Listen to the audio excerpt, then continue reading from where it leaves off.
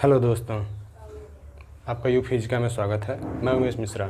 हम आपको एनसीईआरटी पढ़ा रहे हैं 11th की, ठीक है, जिसका चैप्टर 1 हमने स्टार्ट किया है, जिसका नाम फिजिकल वर्ल्ड है और ये उसका दूसरा लेक्चर है। पहला लेक्चर हमने आपको पढ़ा दिया है, जो ना पढ़े हो लिंक डिस्क्रिप्शन में है, ठीक है।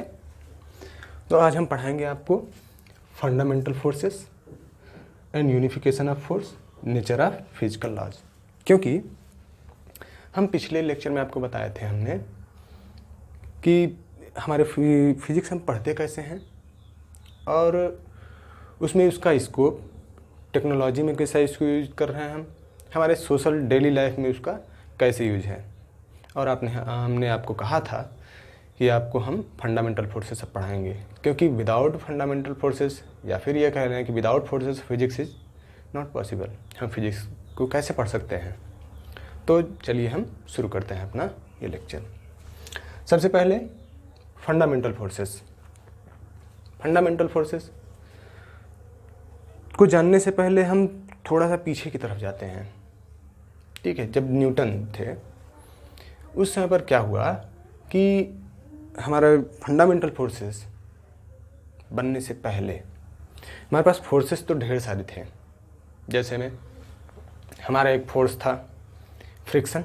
फ्रिक्शन जब जैसे कांटेक्ट में आ रहा है, ये देखिए, तो यहाँ पे फ्रिक्शन हो रहा है। कांटेक्ट, जब टू बॉडीज कांटेक्ट कर रही हैं तो वहाँ पे फ्रिक्शन हो रहा है, तो ये फ्रिक्शन फोर्स हो गया।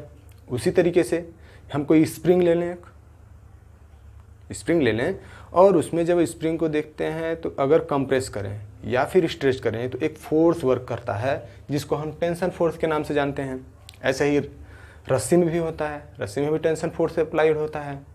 उसी तरीके से लिक्विड में भी फोर्स अप्लाइड होता है एक, जो कि विस्कस फोर्स के नाम से जानते हैं हम।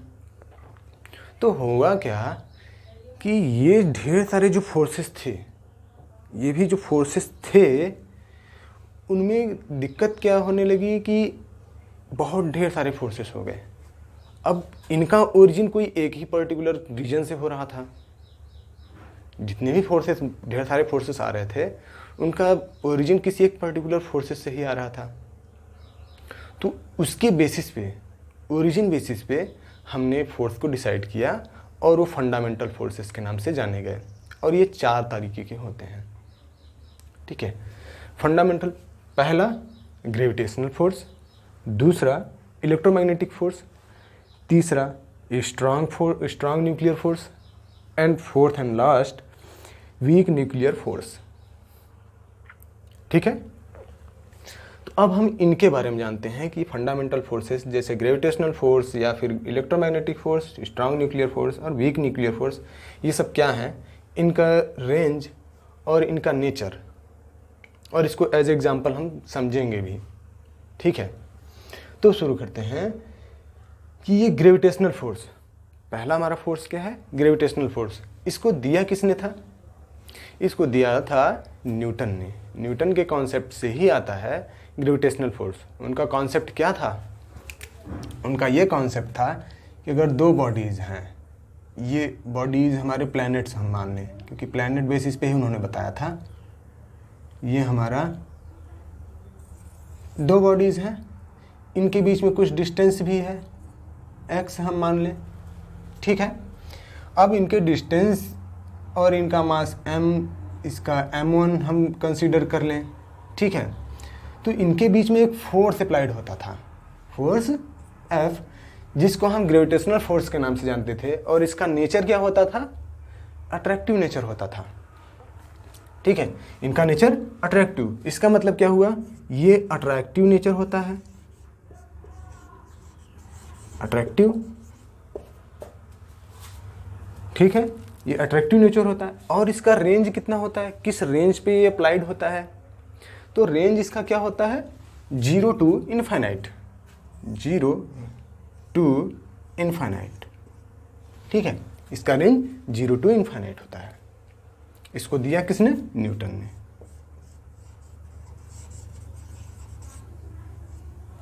ठीक है, न्यूटन ने इसको दिया था। अब हमारा दूसरा force electromagnetic force. Electromagnetic force ये हमारा कैसा फोर्स होता है, इसका नेचर जो होता है वो अट्रैक्टिव भी हो सकता है और रिपल्सिव भी हो सकता है।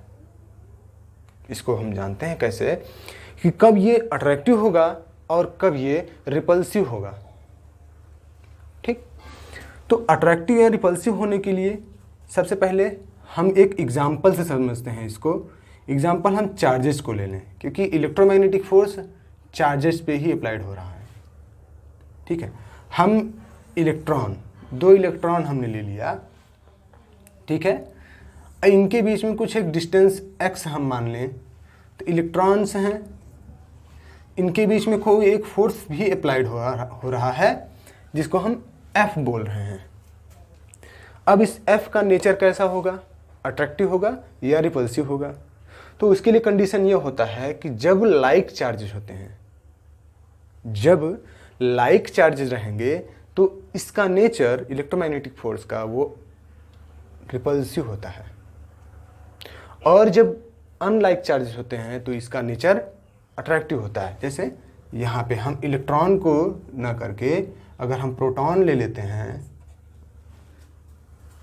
तो इसका नेचर कैसा हो जाएगा, अट्रैक्टिव हो जाएगा।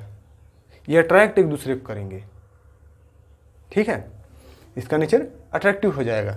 और इसका जो रेंज होता है वो कितना होता है, वो 0 to इन्फाइनाइट इसका भी रेंज होता है।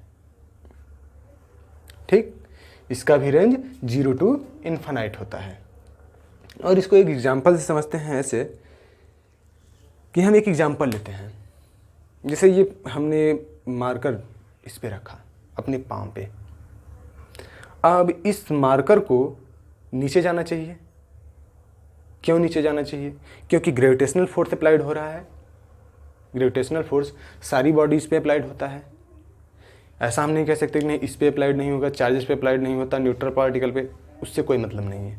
ये चार्ज फ्री फोर्स होता है, ये चार्ज डिपेंडेंसी नहीं होती है, चार्ज न्यूट्रलिटी फोर्स होता है ये।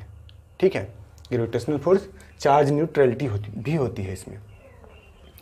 तो अब यहाँ पे ये पाम नीचे चले जाना चाहिए इसको, लेकिन ऐसा नहीं हो रहा है, नहीं जा रहा है नीचे। तो इसका मतलब ये होता है कि इसके बीच में इस मार्कर के सरफेस, जो सरफेस है, और इस पाम का जो सरफेस है, इन दोनों के बीच में जब ये कांटेक्ट में आ रहे हैं, जब इस पर रख रहे हैं, तो यहाँ पे एक फोर्स अप्लाइड हो रहा है। इन दोनों के बीच में एक फोर्स अप्लाइड हो रहा है जिसको हम किसके नाम से जानते हैं, इलेक्ट्रोमैग्नेटिक फोर्स। ये इलेक्ट्रोमैग्नेटिक फोर्स होता है, इसी वजह से ये नहीं जा पाता है।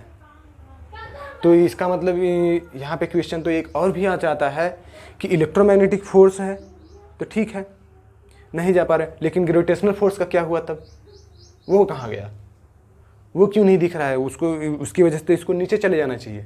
तो उसका आंसर ये है कि जो इलेक्ट्रोमैग्नेटिक फोर्स होता है वो बहुत ही ज़्यादा स्ट्रांग होता है ग्रेविटेशनल फोर्स से, बहुत ज़्यादा स्ट्रांग होता है ग्रेविटेशनल फोर्स से। और वो कितना स्ट्रांग होता है, हमारे एनसीईआरटी के हिसाब से ये 10⁻36 टाइम्स ग्रेविटेशनल फोर्स से स्ट्रांग होता है। इस बात को ध्यान देना है, ये 10⁻36 टाइम्स स्ट्रांग होता है ग्रेविटेशनल फोर्स से। तो हमारा इलेक्ट्रोमैग्नेटिक फोर्स काफ़ी स्ट्रांग होता है और ये चार्जेस पे ही अप्लाइड होता है। ठीक है, तो इसका हम नेचर कैसा होता है, ये अट्रैक्टिव, रिपल्सिव,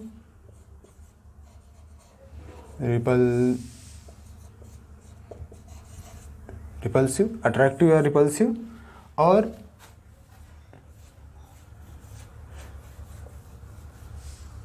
रेंज कितना होता है, 0 to इनफाइनाइट। ठीक है, और ये ग्रेविटेशनल फोर्स से 10⁻36 टाइम्स ग्रेटर होता है इससे।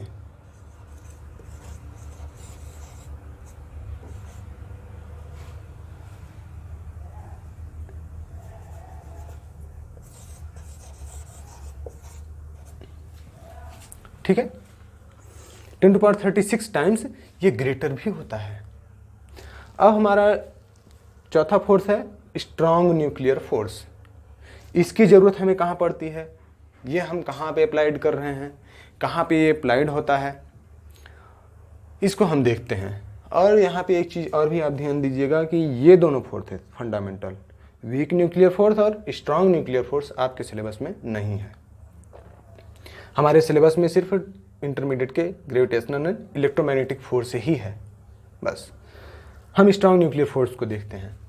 स्ट्रॉन्ग न्यूक्लियर फोर्स, इसका नेचर तो अट्रैक्टिव होता है, ठीक है, इसका नेचर तो अट्रैक्टिव होता है और यह नाम से भी पता चल रहा है कि सिर्फ और सिर्फ न्यूक्लियस पे ही अप्लाइड होता है, सिर्फ और सिर्फ न्यूक्लियस पे ही अप्लाइड होता है, ठीक।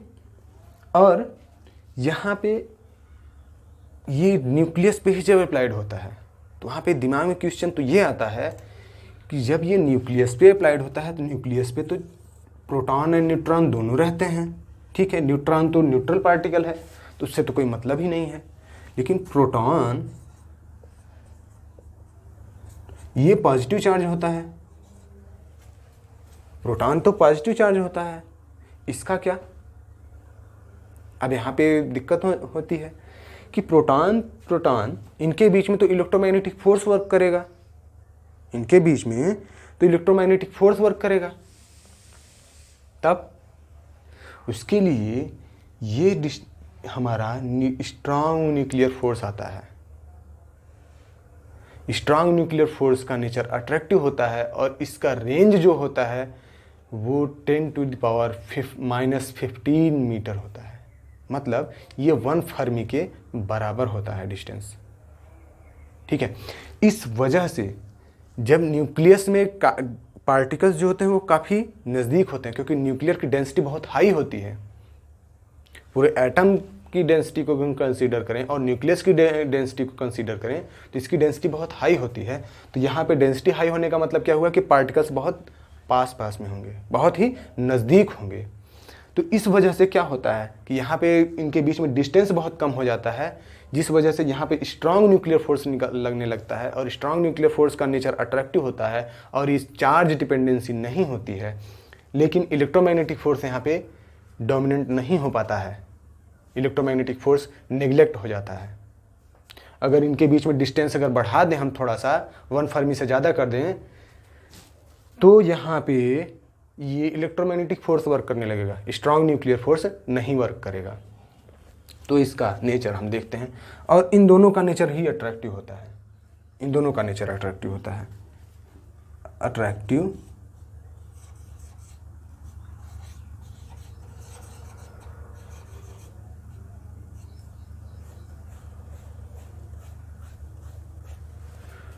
ठीक, अट्रैक्टिव नेचर इसका होता है। और ये रेंज इसका कितना क्या होता है 10⁻⁻15 मीटर, ठीक है। और यहाँ पे ये ईएम फोर्स से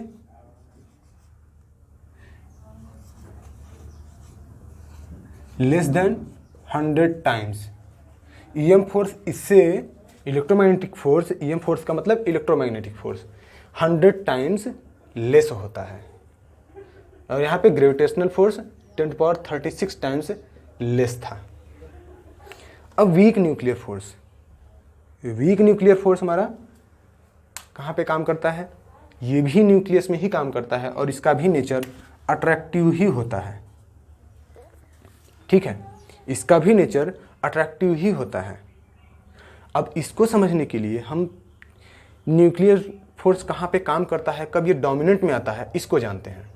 न्यूक्लियर फोर्स को समझने के लिए हम बीटा डीके को कंसीडर करते हैं, क्योंकि ये कुछ एक सर्टेन प्रोसेस में ही हमारा डोमिनेंट में आता है। तो बीटा डीके को थोड़ा समझते हैं हम, फिर उसके बाद ये वीक न्यूक्लियर फोर्स हमारा समझ में आएगा।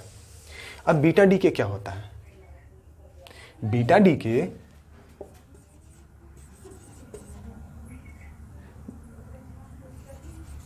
डीके में हमारे 2 पार्टिकल्स निकलते हैं, एक चार्ज पार्टिकल निकलता है और दूसरा हमारा न्यूट्रल पार्टिकल निकलता है, ठीक है। एक चार्ज पार्टिकल निकलता है और दूसरा न्यूट्रल पार्टिकल निकलता है। अब चार्ज पार्टिकल कौन सा होता है? इलेक्ट्रॉन, एंड न्यूट्रिनो अनचार्ज पार्टिकल होता है, ठीक है। न्यूट्रिनो अनचार्ज पार्टिकल होता है, इलेक्ट्रॉन चार्ज पार्टिकल होता है। अब ये निकलता क्यों है, उसके लिए हम थोड़ा सा बाइंडिंग एनर्जी को समझते हैं, तब हमारे समझ में आएगा, क्योंकि ये थोड़ा कॉम्प्लेक्स टर्म है। ये तो इजीली थोड़ा समझ में आ जाता था, लेकिन ये कॉम्प्लेक्स थोड़ा है, इसको समझने के लिए थोड़ा सा डीप में जाना पड़ेगा। अब हमारा क्या, हम बाइंडिंग एनर्जी कंसीडर करें, क्योंकि बाइंडिंग एनर्जी कंसीडर करने का मतलब यह हुआ कि हमारे न्यूक्लियस की बाइंडिंग एनर्जी तो बहुत हाई होती है, न्यूक्लियस की एनर्जी बहुत हाई होती है और बीटा की एनर्जी लो होती है। हम कंसीडर करेंगे न्यूक्लियस, ये न्यूक्लियस है हमारा, तो ये लगभग इसका 100 MeV एनर्जी होगा, कंसीडर कर ले रहे हैं। और जो बीटा डीके यहाँ से निकल रहा है, इसकी 10 MeV होती है, ये 10 MeV है। अब यहाँ पे दिक्कत ये होती है कि 10 MeV क्यों निकल रहा है 100 MeV में से, ये प्रॉब्लम आती है, क्योंकि इसकी एनर्जी तो काफ़ी लो है। अब लो एनर्जी हाई एनर्जी को कैसे क्रॉस कर पा रहा है? ऐसे एग्जांपल समझ लीजिए, जैसे आपकी जो एनर्जी है वो मैक्सिमम एनर्जी ये है कि आप 6 फीट की दीवार को आप जा सकते हैं, पार कर सकते हैं कूद के, लेकिन दीवार की ऊंचाई 10 फीट है, फिर भी आप क्रॉस कर ले रहे हैं। वहाँ पे यही चीज़ यहाँ पे हो रहा है, आप क्रॉस कर ले रहे हैं। तो ये चीज़ अब बीटा डीके में यही चीज़ हो रहा है, इसकी एनर्जी 100 MeV और इसकी 10 MeV, फिर भी ये क्रॉस कर जा रहा है, निकल जा रहा है। तो ये किसकी वजह से होता है? Weak nuclear force. इसको एक्सप्लेन करने के लिए हमने वीक न्यूक्लियर फोर्स का कॉन्सेप्ट बनाया, ठीक है, बनाया गया। तो अब इसका नेचर कैसा होता है? अट्रैक्टिव, और इसका रेंज भी हम समझते हैं, ये भी अट्रैक्टिव नेचर होता है, और इसका रेंज जो होता है वो 10⁻⁻16 मीटर होता है। मतलब कि ये स्ट्रॉन्ग न्यूक्लियर फोर्स के रेंज से भी कम होना चाहिए, तब ये डोमिनेंट होता है। और कुछ एक सर्टेन प्रोसेस में ही होता है, जैसे बीटा डीके में हुआ, और हर एक सर्टेन और सारे प्रोसेसेस में नहीं होता है ये, ठीक है। तो इसको आप स्क्रीनशॉट ले लीजिए, ये काफ़ी काम में आएगा आपके।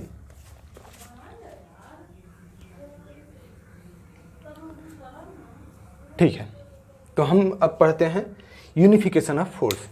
यूनिफिकेशन ऑफ फोर्स का मतलब क्या है, यूनिफिकेशन की ज़रूरत क्यों पड़ी हमें, ठीक है। तो उसके लिए जब हमने फंडामेंटल फोर्सेस बनाया, तो फंडामेंटल फोर्सेस का कुछ एक पर्टिकुलर मीनिंग होना चाहिए, उससे कुछ एक थियरी निकल के आनी चाहिए हमारी। उसके लिए हमने फोर्सेस को यूनिफाइड किया, जिसको हम यूनिफिकेशन ऑफ फोर्स से जान रहे हैं। अब इनके यूनिफिकेशन से हमें मिला क्या, हम इसको जानते हैं। तो सबसे पहला यूनिफिकेशन ऑफ फोर्स, तो सबसे पहले हम ये जानने की कोशिश करते हैं कि यूनिफिकेशन का स्टार्ट कैसे हुआ। यूनिफिकेशन की ज़रूरत पड़ी तो ये हमें पता चला है कि हाँ उसका पर्टिकुलर मीनिंग होता है कुछ, लेकिन इसको स्टार्ट कैसे किया गया। तो शुरुआत में बहुत ढेर सारे साइंटिस्ट थे जिन्होंने यूनिफिकेशन करने की कोशिश की, फोर्सेस का यूनिफिकेशन करने की कोशिश की, लेकिन फर्स्ट टाइम न्यूटन ही इसमें सक्सेस हुए। फंडामेंटल फोर्सेस के यूनिफिकेशन में न्यूटन ही सक्सेस हुए, जो ग्रेविटेशनल फोर्स का यूनिफिकेशन उन्होंने किया, ठीक है। अब ग्रेविटेशनल फोर्स की यूनिफिकेशन से हमें क्या मिलता है, इसको हम देखते हैं।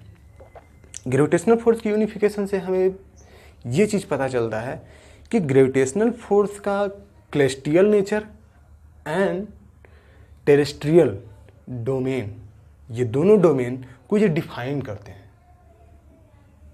ठीक है। ये दोनों डोमेन्स को ये डिफाइन करता है। अब हमारा तो ये ग्रेविटेशनल फोर्स का यूनिफिकेशन हो गया कि ग्रेविटेशनल फोर्स की यूनिफिकेशन से हमें कुछ एक पर्टिकुलर मीनिंग उसका निकल के आया। अब हमारा दूसरा चीज़ आता है इलेक्ट्रोमैग्नेटिक फोर्स। दूसरा हमारा फोर्स था ईएम फोर्स, जिसको हम ईएम फोर्स के नाम से जानते हैं, ईएम फोर्स, इलेक्ट्रोमैग्नेटिक फोर्स। इसका यूनिफिकेशन से हमें क्या मिलता है, इसको किसने यूनिफाइड किया, तो फोर्स की मीनिंग क्या निकल के आई, ईएम फोर्स की मीनिंग ये निकल के आई कि मैक्सवेल जो एक साइंटिस्ट थे, वेल नोन साइंटिस्ट, इन्होंने बताया कि हमारा जो ईएम फोर्स होता है उसकी वजह से हम लाइट को डिफाइन कर पाए कि ये एक इलेक्ट्रोमैग्नेटिक वेव है। Light is an electromagnetic wave, ये मैक्सवेल ने डिफाइन किया था, ये चीज़ मैक्सवेल ने डिफाइन किया था। और उन्होंने क्या बताया, कैसे उन्होंने बताया, इसको हम जानते हैं। उन्होंने लाइट की स्पीड को भी डिफाइन किया, इलेक्ट्रोमैग्नेटिक वेव की स्पीड को भी डिफाइन किया, और उन्होंने एक फार्मूला दिया, c=1/√μ0ε0। ठीक है, अब ये μ0ε0 क्या है, μ0 ये है, ये परमिएबिलिटी ऑफ स्पेस, ये परमिटिविटी ऑफ द स्पेस, ये परमिएबिलिटी और ये परमिटिविटी ऑफ द स्पेस। अब इन दोनों की वैल्यू अगर हम पुटअप करें और इसको कैलकुलेट करें तो ये लगभग आता है 3 × 10⁸ मीटर पर सेकेंड, ये लगभग इतना आता है अप्रॉक्स। ठीक है, तो ये मैक्सवेल ने डिफाइन किया था। अब हमारा न्यूक्लियर फोर्स में वीक न्यूक्लियर फोर्स का यूनिफिकेशन अभी तक पूरी तरीके से हो नहीं पाया। ठीक, उसको ही ले लेते हैं, बस सिर्फ वीक न्यूक्लियर फोर्स को ही अगर ले लें तो उसको यूनिफिकेशन में काफ़ी प्रॉब्लम आती है, काफ़ी कॉम्प्लेक्स हो जाता है। तो इसको यूनिफाइड करने के लिए हमने इलेक्ट्रोमैग्नेटिक फोर्स को भी इसमें कंसीडर किया और इसका नाम दिया गया इलेक्ट्रोवीक।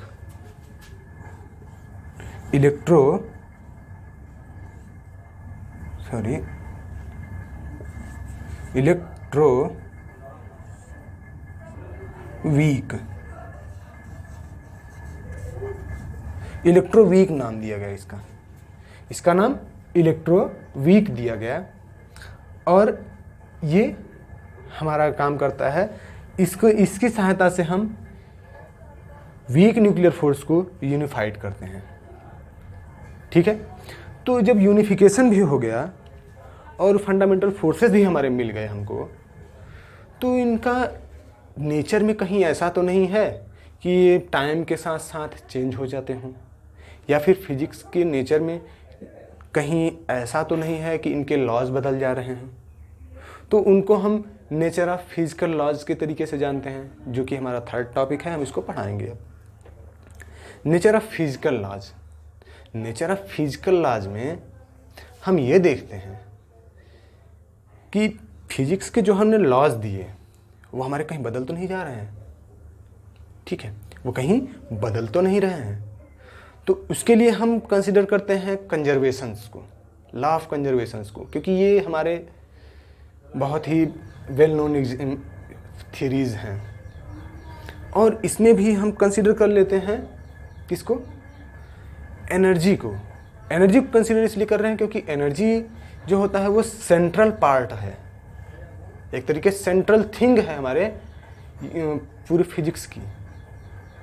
तो उसके लिए हम law of conservation of energy consider करते हैं। Law of conservation of energy क्या बोलता है कि एनर्जी हमारी कंजर्व रहती है हमेशा आइसोलेटेड सिस्टम में। सबसे पहले कंजर्वेशन का मतलब समझते हैं हम लोग। What is the means of conservation?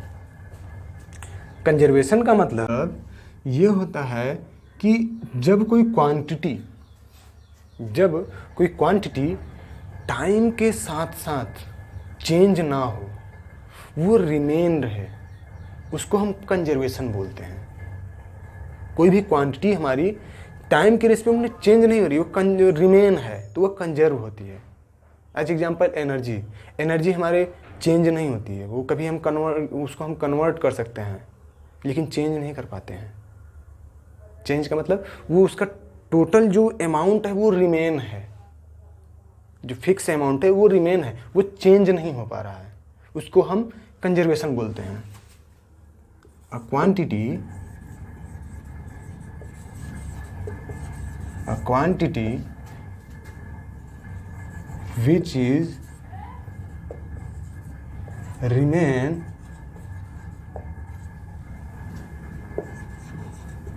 with respect to time. A quantity which is remain with respect to time, that is conserved quantity. और इस क्वांटिटी के बेसिस पे जब कोई लॉस बनता है तो हम उसको लॉ ऑफ कंजर्वेशन बोलते हैं। उस क्वांटिटी के बेसिस पे जब कोई लॉ बनता है तो हम उसको लॉ ऑफ कंजर्वेशन बोलते हैं। जैसे हमारा law of conservation of energy, law of conservation of momentum, linear momentum, angular momentum, law of conservation of charge, तो ये हमारे कंजर्वेशन से हैं। हम इसमें देखते हैं सबसे पहला law of conservation of energy. Law of conservation of energy.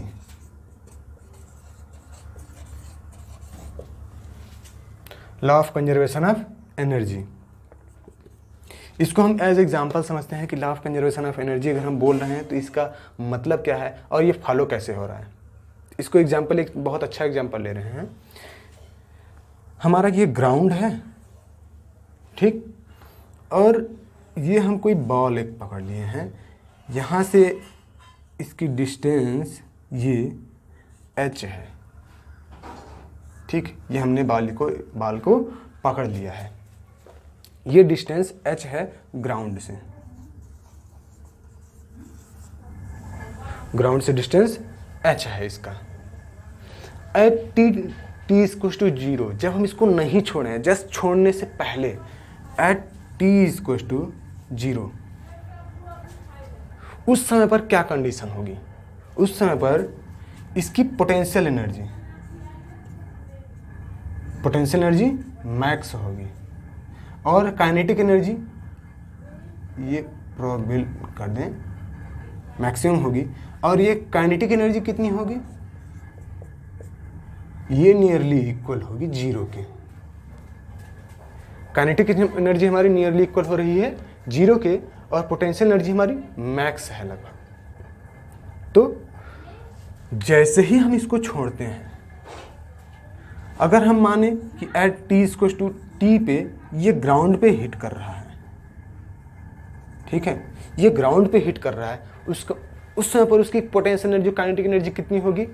उस समय पर p इसका पोटेंशियल एनर्जी वो कितना होगा? वो नियरली होगा 0 के इक्वल। और ke हमारा काइनेटिक एनर्जी, ये मैक्स होगा, ठीक, ये मैक्स होगा।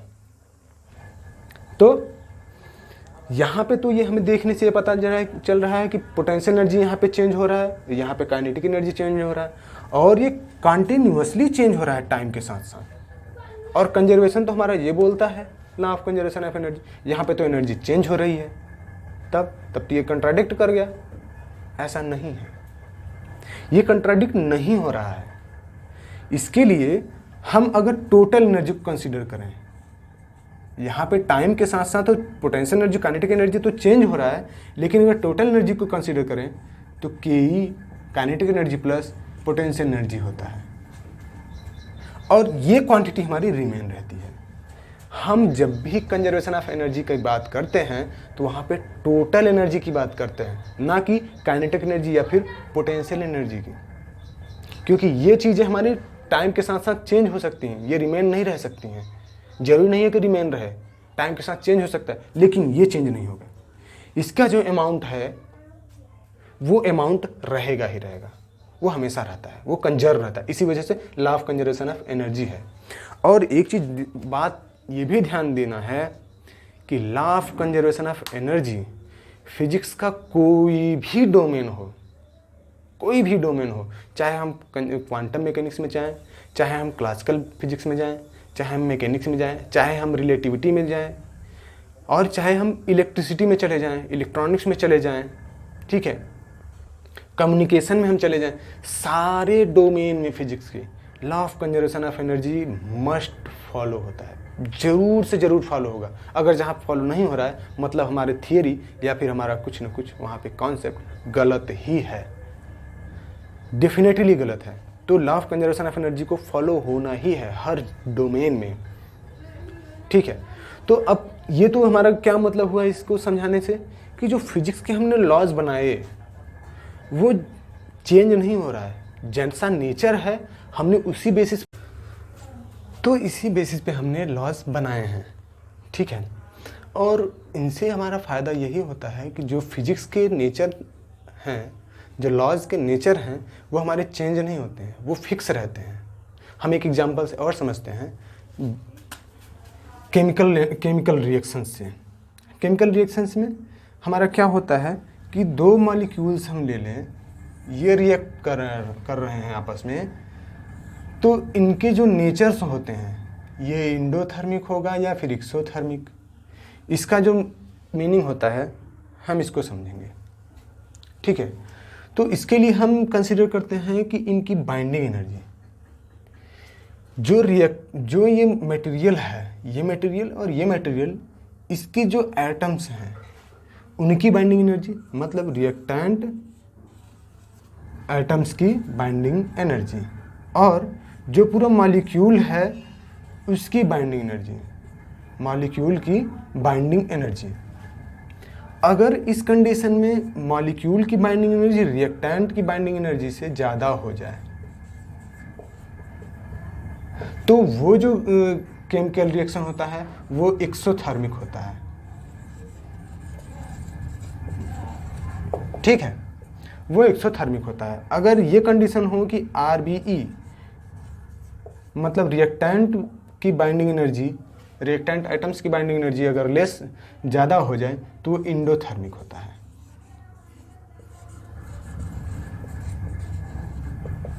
ठीक है। तो इसमें हमने ये जाना, अभी इसको एग्जांपल लेने का मतलब यही था कि हमारे केमिकल रिएक्शंस में जाएं, चाहे हम किसी लॉ में जाएं, तो सब जगह फिजिक्स के जो लॉज हैं उनका मीनिंग जो डिफाइन किया गया है वही रहता है। ऐसा नहीं कि चेंज हो जाता है टाइम के साथ साथ, ऐसा नहीं होता है, वो हर जगह वही रहता है। तो आज हमने ये पढ़ा कि फंडामेंटल फोर्सेस क्या होते हैं, ये कितने प्रकार के होते हैं, और इनके रेंजेस, इनके नेचर्स के बारे में हमने जाना, और इनका यूनिफिकेशन से हमें पता चला कि इनसे हमें फ़ायदा क्या हुआ, इनसे मिला क्या, और इनके नेचर्स जो होते हैं, फिजिक्स के लॉज के नेचर जो होते हैं वो हमारे रिमेन रहते हैं। जैसे कंजर्वेशन ऑफ एनर्जी से हमें पता चला था, ये केमिकल रिएक्शन से हमें पता चला, तो इनका मतलब सेम होता है। तो आगे वाले लेक्चर में हम अगला चैप्टर पढ़ाएंगे। ये आपका पहला चैप्टर ख़त्म हो गया है, कंप्लीट हो चुका है, और हम दूसरा चैप्टर अब पढ़ाएंगे अगले लेक्चर में, जिसका नाम हमारा यूनिट एंड मेजरमेंट है, ठीक है। तो उसमें हम जानेंगे कि यूनिट की हमें ज़रूरत क्यों पड़ी थी, हमें बिना यूनिट के क्या हमारा काम नहीं हो पाता था, यूनिट से हमें क्या मिलता है, यूनिट अगर ना रहे तो फिजिक्स को क्या हम नहीं पढ़ सकते हैं, अगर रहता है तो हमारा क्या फ़ायदा हो जाता है। तो इनके बारे में हम जानने की कोशिश करेंगे, और कुछ डिस्टेंस को मेज़र करने के तरीके भी हम जानेंगे, ठीक है, अगले चैप्टर में। तो आप पढ़ के आइएगा। आज के लिए इतना ही, धन्यवाद।